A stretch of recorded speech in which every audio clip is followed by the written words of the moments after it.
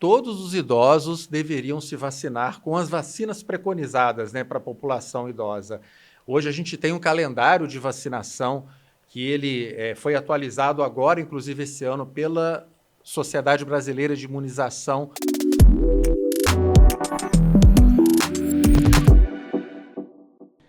Olá, estamos aqui hoje reunidos para falar sobre envelhecimento saudável com foco em vacinação, dieta e hábitos de vida. E para falar desse tema tão importante, eu tenho aqui nessa bancada grandes nomes aqui da cardiologia que eu queria apresentar. Dr. Fábio Argenta. Dr. Fábio Argenta, ele que é especialista em cardiologia e hipertensão pela SBC. Dr. José Carlos Costa Zanon, que é diretor do Departamento de Cardiogeriatria da SBC.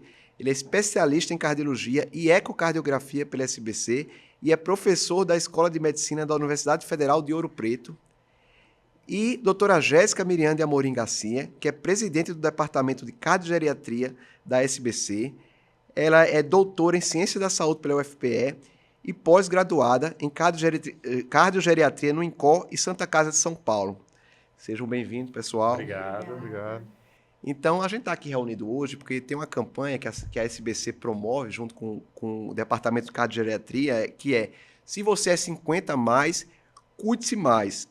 Então, esse painel visa a gente conversar e debater sobre esses temas importantes de longevidade nessa fase de vida, sobre como envelhecer da melhor forma possível, auxiliando isso a hábitos de vida e vacinação.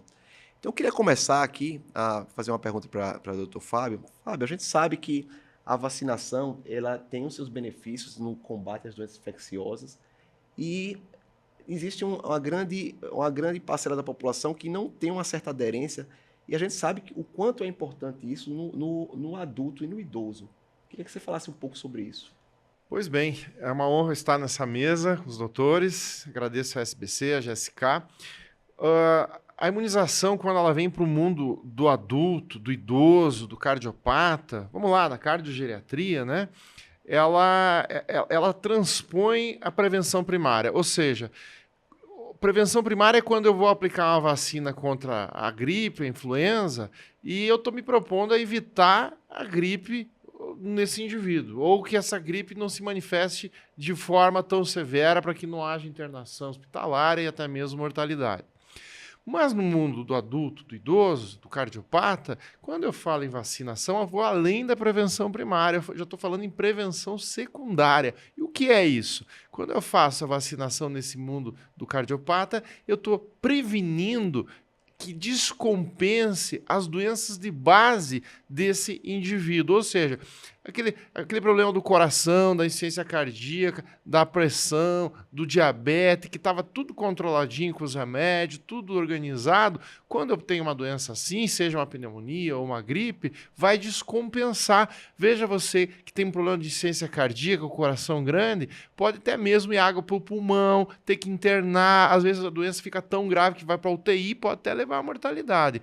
Então, vamos lá. A vacinação, ela, no nosso indivíduo que nós estamos falando, no adulto, ela previne contra a complicação das suas doenças, além da doença que se propõe a vacina. Então, esse é o grande impacto da vacinação nesse mundo, Dr. Antônio Amorim. Excelente, Fábio. Eu queria saber do Dr. Zanon, com relação a Zanon, a gente tem dados sobre mortalidade e redução de desfecho com o uso da vacinação, e quando é que a gente indicaria de fato assim, a vacinação no idoso? Seria para todos os pacientes? Tem um grupo específico que a gente pode indicar? Bom, doutor, na verdade, todos os idosos deveriam se vacinar com as vacinas preconizadas, né, para a população idosa. Hoje a gente tem um calendário de vacinação que ele foi atualizado agora, inclusive esse ano, pela Sociedade Brasileira de Imunização, junto do Departamento de Cardiogeriatria da SBC, que coloca algumas vacinas obrigatórias para o idoso. Então, todo idoso deveria se vacinar anualmente contra a influenza, que é a vacina da gripe. É uma vacina que tem tanto na rede pública quanto privada. Todo idoso deveria se vacinar com a vacina pneumocócica, que é contra a pneumonia. E são 2 tipos de vacina para ter uma vacinação completa, não só uma vacina única. Então, são 2 tipos diferentes de vacinas. Infelizmente, é uma vacina que só está presente na rede privada, uma delas, tá? A vacinação contra a herpes zoster hoje é indicada para toda a população acima de 50 anos de idade. tá? E também uma vacina que está na cartilha do idoso. A tríplice bacteriana também deveria ser feita, uma vacina que está na rede pública e que é obrigatória para a população idosa. Vacina contra a hepatite B também para a população idosa. A vacina contra vírus sincicial respiratório, que é um vírus que causa complicações respiratórias, e a gente ouvia até muito pouco tempo falar dele, porque a gente não fazia diagnóstico. Mas hoje a gente sabe que é um vírus importante nas descompensações respiratórias, em quem tem alguma doença pulmonar ou alguma doença cardíaca, principalmente. Além, claro, da vacina de Covid, de acordo com o Programa Nacional de Vacinação, ela deve ser feita, o Covid não acabou, ele está presente, ele está matando ainda muitos pacientes, então a gente não pode esquecer do reforço da vacinação. Tem também a vacina da febre amarela, que depende aí do perfil do paciente, dos riscos, isso vai ser discutido com o médico. Mas então, essas vacinas são obrigatórias e todo idoso deveria tomar, independente de ter alguma outra doença ou não. E como o Dr. Fábio falou, não é simplesmente para evitar a doença infecciosa, é para evitar outras complicações, inclusive cardíacas. Excelente, Zanon. Queria agora saber, doutora Jéssica. Doutora Jéssica, a gente sabe que para ter um envelhecimento saudável, já tem que ter um foco importante no estilo de vida. Qual a recomendação que se daria para essa população? Perfeito. Inicialmente, obrigada à SBC, a oportunidade de estar aqui com grandes nomes. É isso aí, Antônio. Na verdade, para envelhecer saudável, a gente pensa em qualidade de vida, a gente pensa em independência. Então, para isso, a gente tem que ter alguns hábitos, e dentre estes, a gente cita principalmente o alimentar e a atividade física. A gente conversa muito sobre o movimento, né? Então, a atividade física, muitas vezes as pessoas falam, não, mas o idoso octogenário, ele vai ser um atleta, Não, ele vai se movimentar, ele vai fazer exercícios físicos de força, de tonicidade, de equilíbrio, de flexibilidade. Isso faz com que grupos musculares sejam trabalhados para que a gente tenha maior independência desse indivíduo, para que tenha menos o que a gente chama de sarcopenia, que é um termo meio difícil, mas o que significa? Significa redução de massa muscular e de força muscular.